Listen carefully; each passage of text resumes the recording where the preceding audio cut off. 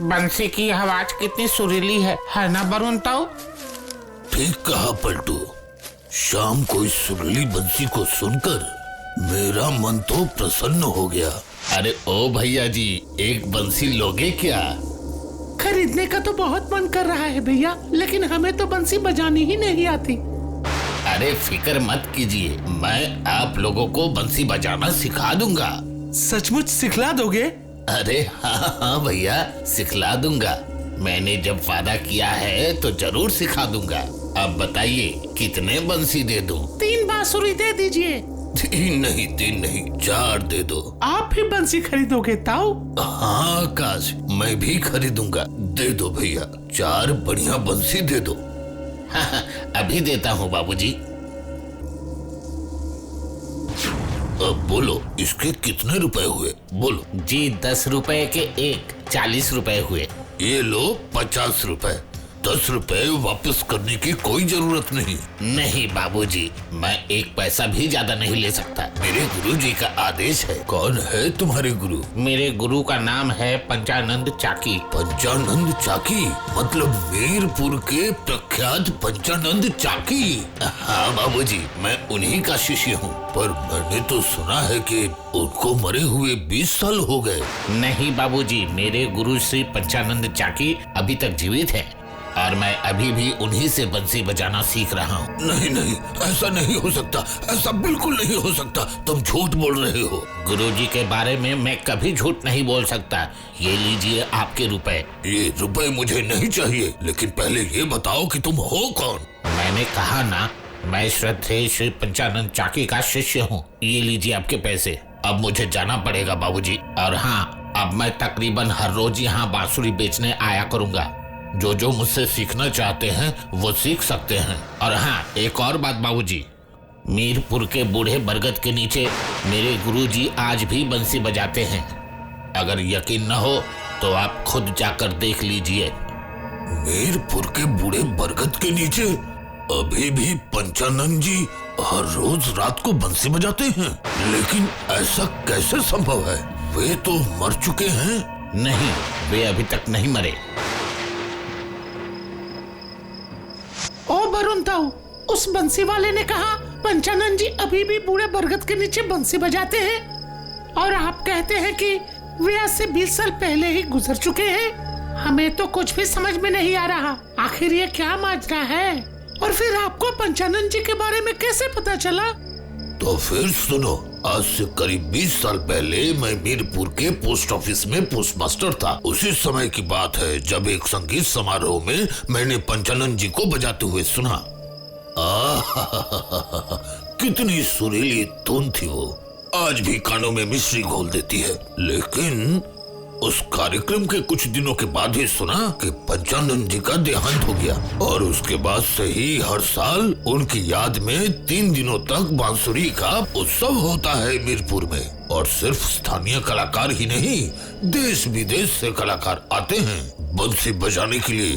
अरे मैंने तो खुद देखा है कई बार अपनी आँखों से। लेकिन वो बंसी वाला तो बोल रहा था कि पंचानंद जी आज भी बंसी बजाते हैं रात के समय। तो क्या बांसुरी वाला झूठ बोल रहा था? अच्छा वरुण ताऊ, एक दिन चलिए ना, अपनी आंखों से देख कर आते हैं कि सच्चाई क्या है। हाँ वरुण ताऊ, ये बात पलटू बिल्कुल सही कह रहा है। चलिए ना, चलते हैं एक दिन मीरपुर। ठीक है, तो कल सुबह को ही निकलते हैं। हमारे यहाँ से एक ट्रेन है मीरपुर के लिए। कितनी देर लगती है वहाँ पहुँचने में? सुबह के ट्रेन से निकले तो पहुँचते पहुँचते रात हो जाएगी, समझा? ये तो बहुत अच्छी बात है। तब तो हम सीधे बूढ़े बरगद के नीचे जाएंगे, जाकर देखेंगे कि पंचानंद जी बंसी बजाते हैं या नहीं, है ना ताऊ? ठीक है, तो हम कल ही निकलेंगे।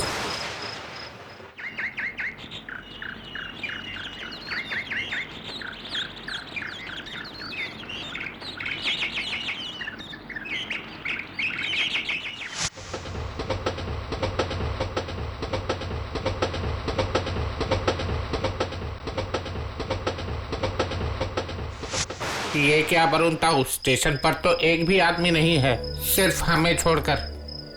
हाँ वही तो देख रहा हूँ बल्टू। लोग हो या ना हो उससे हमें क्या मतलब। हम क्या लोगों से मेलजोल बढ़ाने आए हैं? हम आए हैं मीरपुर के बूढ़े बरगद के नीचे बंसी बजाते हुए पंचानन जी को देखने। लेकिन उस बूढ़े बरगद के नीचे जाएंगे कैसे? क्यों, आप नहीं पहचानते? अरे बाबा पहचानता था, लेकिन इन 20 सालों में रास्ते बदल चुके हैं। अभी मैं कैसे पहचानूं बूढ़े बरगद को जाने वाला रास्ता? पहचानेंगे पहचानेंगे, जरूर पहचानेंगे। पहले स्टेशन से बाहर तो निकलिए, फिर हमें वहाँ पहुँचने का कोई साधन मिल ही जाएगा। ठीक है, तू जब कहता है तो चल। इतनी रात को उस बूढ़े बरगद के नीचे जाना ठीक नहीं होगा बाबूजी। वहाँ रात को बांसुरी की आवाज सुनाई देती है, लेकिन जो बजाता है वो दिखता नहीं। अरे मेरे भाई, वही देखने तो हम आए हैं। तुम हमें जल्दी से लेकर चलो। तो फिर चलिए, यही है वो बूढ़ा बरगद बाबूजी। अरे ओ पलटू आकाश लालटू, जल्दी गाड़ी से नीचे उतर। आते हैं वरुण ताऊ। अरे हो वरुण ताऊ, कहाँ है बांसुरी की आवाज? कुछ भी तो सुनाई नहीं दे रहा। सिर्फ झिंगुर की आवाज के अलावा और बूढ़े बरगद के नीचे तो कोई भी नहीं है। इसका मतलब वो बांसुरी बजाने वाला हमसे झूठ बोल रहा था, है ना वरुण ताऊ? समझ में नहीं आ रहा। लेकिन हमसे झूठ क्यों बोलेगा?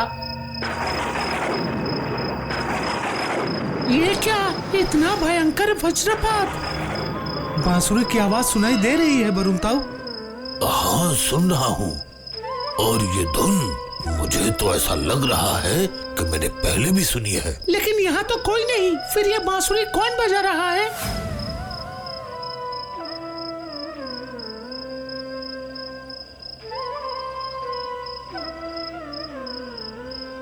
ये क्या? ओ वरुण ताऊ, वो देखो बरगद के नीचे कौन बांसुरी बजा रहा है। देखो, वही है पंचानन चाकी, बांसुरी वादक। इन्हीं को तो मैंने संगीत समारोह में देखा था। हाँ, और ये वही धुन है जो उन्होंने उस संगीत समारोह में बजाया था। और पास में जो खड़ा है ये तो वही है बांसुरी वाला। हाँ तो बिल्कुल सही कह रहा है आकाश, इसी के पास से हमने बांसुरी खरीदी थी। इसका मतलब उस बांसुरी वाले की हर बात सच निकली कि पंचानन बाबू आज भी बांसुरी बजाते हैं और बांसुरी वाला आज भी उन्हीं से शिक्षा लेता है। हाँ वो तो समझा, लेकिन मैंने तो सुना था कि पंचानन जी मर चुके हैं। तो क्या वो झूठ था? सच कहूँ तो क्या सच है और क्या झूठ, मुझे तो कुछ समझ में नहीं आ रहा। तो मैं तुम्हें क्या समझाऊं? आइए आप लोग आइए। वो देखो वरुण ताऊ, वो बांसुरी वाला इशारे से हमें ही बुला रहा है। चलो ना वरुण ताऊ, चलो ना। अब तो आपको यकीन हो गया ना कि उस दिन मैं सब सच कह रहा था। हाँ, लेकिन ये कैसे हो सकता है? मैंने तो सुना था कि पंचानन जी क्या कि अब नहीं रहे, मर गए? हाँ, मतलब ऐसा ही तो सुना है। आपने जो सुना है वो सच ही सुना है वरुण बाबू। ये क्या, आपको मेरा नाम कैसे पता चला? ये क्या, पंचानन साहब अब कहाँ हैं? बताइए कहाँ हैं? पंचानन बाबू, अरे ओ पंचानन बाबू। वो देखो वरुण ताऊ, वो देखो पंचानन बाबू और वो बांसुरी वाला बंसी बजाते बजाते कहाँ चले जा रहे हैं? पंचानन बाबू, अरे ओ पंचानन बाबू, मुझे तो अभी तक मेरे सवालों के जवाब नहीं मिले।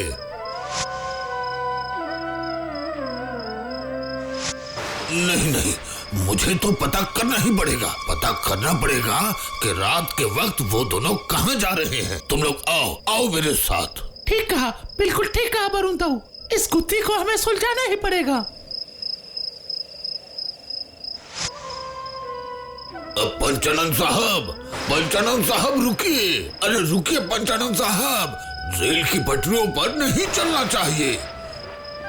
पंचानन जी, पटरियों पर से हट जाइए, गाड़ी आ रही है, हट जाइए। पंचानन जी हट जाइए, जल्दी से हट जाइए। पंचानन जी हट जाइए, गाड़ी आ रही है। पंचानन जी हट जाइए, जल्दी से गाड़ी आ रही है।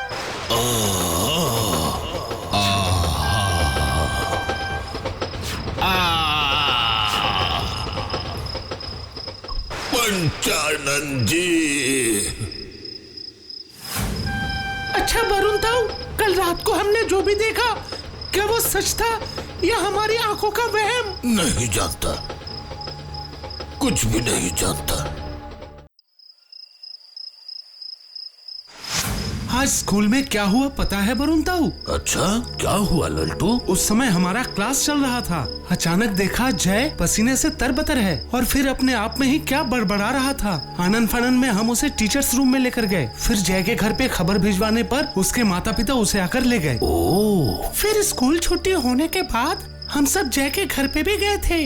जय तब भी बिस्तर पे लेटा हुआ था। अचानक एक बात हमें सुनाई पड़ी। कौन सी बात आकाश? जय के पिता अपने पड़ोसी से कह रहे थे, जय के दादाजी के गुजर जाने के बाद से जय के साथ ऐसी घटनाएं घट रही हैं। ये बहुत ही फिक्र की बात है। आपको किसी अच्छे ओझा को दिखलाना चाहिए, समझ गए?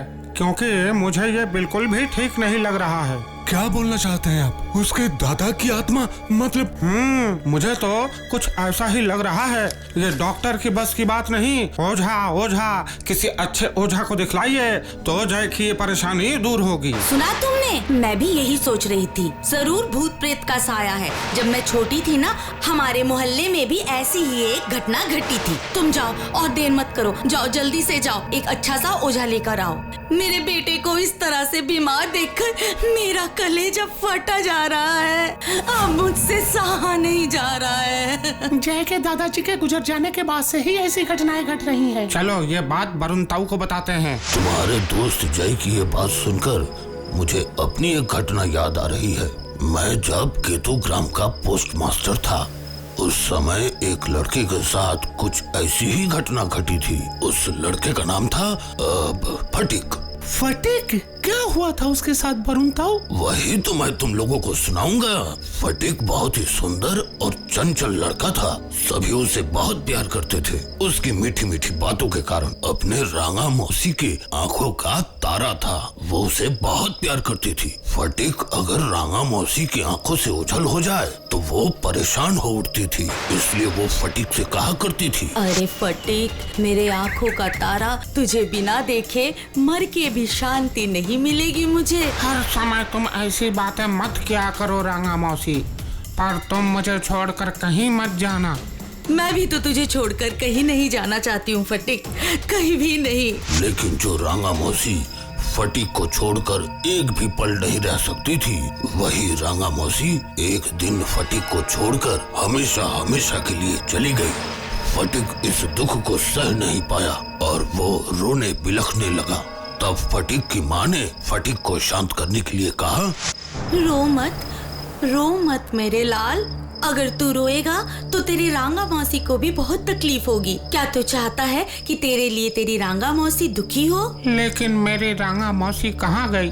मैंने उनको कितना पुकारा, लेकिन मेरी रांगा मौसी नहीं आ रही। मैं क्या करूँ? मेरी मौसी कहाँ गई? बोलो ना माँ। वो देख, तेरी रांगा मौसी चांद पे गई है। वो वहाँ से तुझे हर पल देख रही है। इसीलिए अब और मत रो मेरे लाल। रांगा मौसी उस चांद पर से कब लौटेगी माँ? आएगी, वो जल्दी ही आ जाएगी। अगर तू अच्छे बच्चे की तरह रहेगा और बदमाशी नहीं करेगा तो वो जल्दी तेरे पास आ जाएगी। ठीक है माँ, अब मैं बदमाशी नहीं करूँगा। तुम लोग जो बोलोगे मैं वही करूँगा। आहा, मेरा प्यारा बेटा। बेचारा फटिक अपनी माँ की बात पर यकीन कर लेता है और सोचता है कि रांगा मौसी चांद पर है, और यहीं से समस्या शुरू होती है। कैसी समस्या वरुण ताऊ? हर रात वो चांद को निहारता रहता। चांद पर रांगा मौसी है ये सोचकर चांद की ओर देखते हुए बातें करता रहता। बहुत समझाने बुझाने के बाद भी फटिक नहीं समझ रहा था, और उधर रांगा मौसी भी कहाँ लौटने वाली थी। इसलिए धीरे धीरे फटिक का शरीर और मन खराब होने लगा। जब डॉक्टर ने फटिक को देखा तो उसके माता पिता से कहा कि अगर ठीक करना है तो हवा पानी बदलना पड़ेगा। केतु ग्राम से कुछ दिनों के लिए उसे बाहर ले जाया जाए ताकि फटिक धीरे धीरे रांगा मौसी की बातें भूल जाए। डॉक्टर की बात मानकर उसके माता पिता फटिक को लेकर पहाड़ों की सैर पर निकले। लेकिन पहाड़ों पर जाकर भी फटिक की समस्या दूर नहीं हुई। क्यों वरुण ताऊ, समस्या दूर क्यों नहीं हुई? सुंदर पहाड़ भी फटीक का मन बदल नहीं पाया? नहीं बदल पाया, क्योंकि जैसे ही आसमान में चांद खिलता उसे देखते ही फटीक को मौसी की बातें याद आने लगती। अब चांद को कैसे छुपा कर रखते? तो क्या फटीक कभी भी स्वस्थ नहीं हो पाया? नहीं हो पाया। कुछ दिनों पहाड़ की सैर करने के बाद फटीक और उसका परिवार फिर गांव पे लौट आया और उसके बाद घटने लगी अद्भुत घटनाएं। कैसी अद्भुत घटनाएं ताऊ, बताओ ना। फटीक हर किसी को बताता फिरता कि रांगा मौसी हमेशा उसके साथ रहती है और वो जो भी मांगता है रांगा मौसी वो ला कर देती है। क्या सच में फटीक रांगा मौसी को देख सकता था? देखता था, जरूर देख सकता था। आप इतने श्योर होकर कैसे कह सकते हैं वरुण ताऊ? बोल सकता हूँ क्योंकि मैंने अपनी आंखों से देखा है ये अद्भुत घटना घटते हुए। कैसी अद्भुत घटना आपने देखी है, बताइए तो। उस दिन एक जरूरी काम से मैं फटीक के घर गया हुआ था। किस काम से वरुण ताऊ? फटीक के पिता ने मुझसे पूछा था कि अगर कोई अच्छा सा डॉक्टर मुझे पता हो तो मैं उन्हें बताऊं।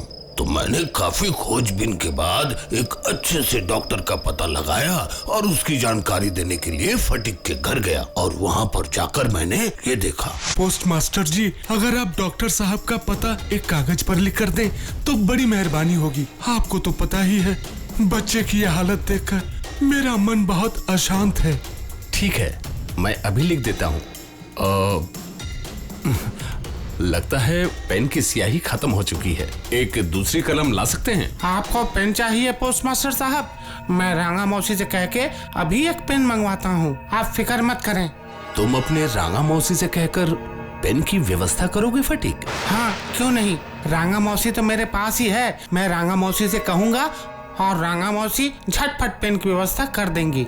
ये तुम कैसी बातें कर रहे हो फटीक? हाँ, सच कह रहा हूँ पोस्ट मास्टर साहब। तो फिर ये देखिए, रांगा मौसी और रांगा मौसी, तुम पोस्ट मास्टर जी के लिए एक पेन लेकर जल्दी से आ जाओ ना। आओ ना रांगा मौसी।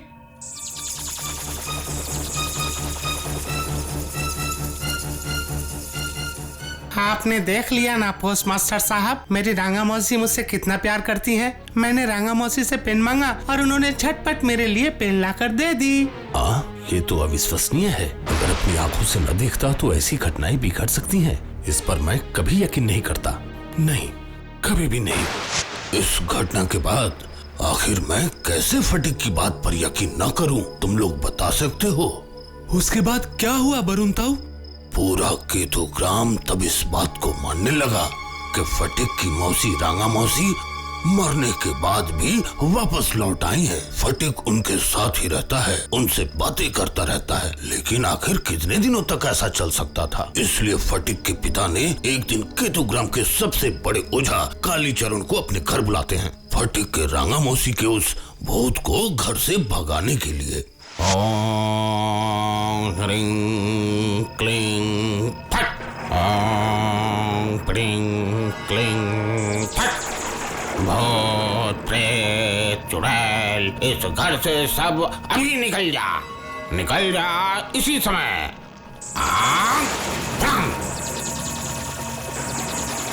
मुझे यहाँ से निकाल कर तू अच्छा नहीं कर रहा है कालीचरण। याद रखना, फटीक सिर्फ मेरा है।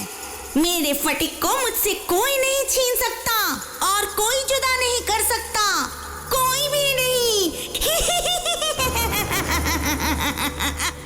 रांगा मौसी, तुम मत जाओ रांगा मौसी। रांगा मौसी चली गई। फटीक रुको, फटीक।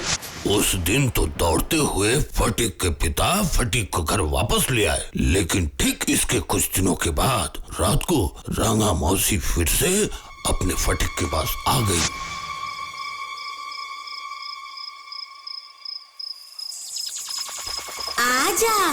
आजा बेटा फटीक, आ। ये देख, मैं तेरी रांगा मौसी, मैं तुझे लेने आई हूँ। रांगा मौसी, तुम आ गई। मैं तो तेरे बिना नहीं रह सकती हूँ मेरे फटीक। आजा, मेरे पास आजा, आ जल्दी।